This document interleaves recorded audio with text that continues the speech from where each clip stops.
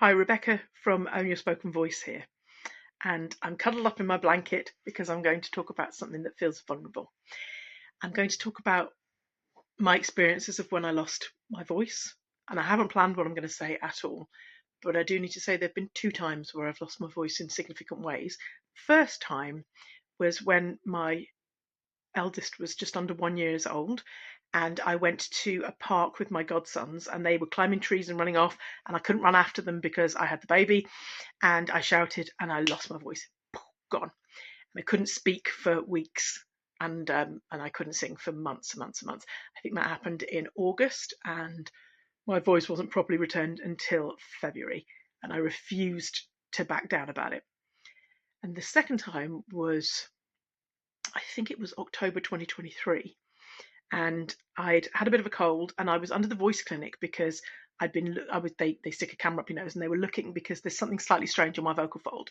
So they were having a little look at that, and I'd been teaching in the morning, and I'd had no upper register, so I couldn't go.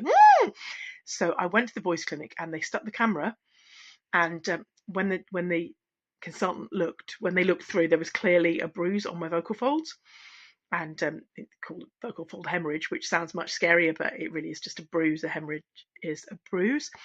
And I got several different advices, and I went with the most cautious one, which was I endeavoured not to speak for a week. And it's very interesting not speaking. It's very interesting not speaking because it's quite empowering in a way. As somebody who always speaks, it's interesting how empowering it is, but it's also really difficult. People go, "Oh, it must hurt," and I was like, "No, it didn't hurt at all. Just unfortunately, I could see that it was bleeding, which was scary." So yeah, and I'm trying to think about the learnings from it, because the first time I refused to stop, and I ended up getting speech and language therapy at the Queen Elizabeth in Birmingham, and a lot of the time she just had me lying down. And looking back, it was very, very much linked to getting used to becoming a mum. But yeah, I really wouldn't back down. I wouldn't stop what I was doing. I wouldn't stop teaching. I wouldn't stop anything. And the second time, I completely stopped. And that's the really big difference, is that this second time, the one in 2023, as opposed to the one in 2010, I just stopped. I was like, no, no, no. And what was quite interesting was my children, the second time when I was told to go on voice rest, my children weren't with me until, so I think the issue happened on the Friday. I got scoped on the Friday, and they came back to me the following Friday. So I did manage for several days to be completely silent. And then when the kids came back, it didn't work. So I was teaching, but I was writing things. I think quite a lot of my teaching was on Zoom at that time.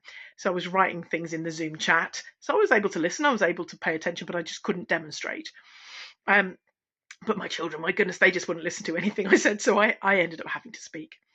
But I am so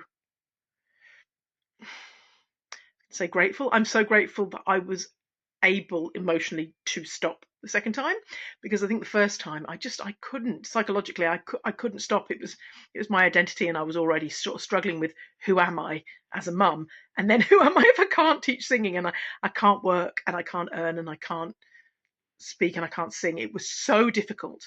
And the second time, because it was a very different time in my life, I was much more aware of who I am. So it was much easier and actually quite empowering. But